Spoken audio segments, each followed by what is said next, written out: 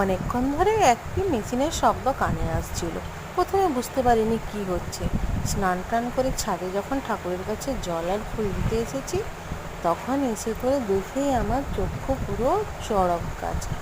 আমার বিকেলবেলার যে বাগানের দিকে তাকিয়ে তাকিয়ে অনেকক্ষণ সময় কাটাতাম, যেখানের সঙ্গে আমার অনেক স্মৃতি আছে, অনেকক্ষণ ধরে বসে আমি সেই লক্ষ্য করতাম, জিনিসগুলো দেখতাম, আজ তার শেষ অবস্থা। কি জানো তো, আমার বাড়ির সামনে এইটা একটা বাগান ছিল, যেখানে কয়েক হাজার পাখি একসঙ্গে থাকতো। আর তাদেরকে একসঙ্গে বেশিরভাগ সময় বিকেলবেলায় দেখা যেত, যে যার বাড়িতে যখন ফিরে আসতো তখনই।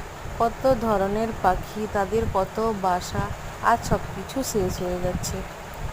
কতগুলো লোক এসে এই বাগানটি কেটে নিচ্ছে।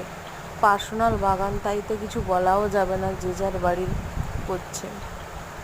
এই দেখো, গাছে না এখনও কতগুলো পাখির বাসা হয়ে আছে। পাখিগুলো শুধু একবার আসছে আবার উড়ে যাচ্ছে। কি কষ্ট তাদের, মনটা আজকে প্রচুর খারাপ জানো তো।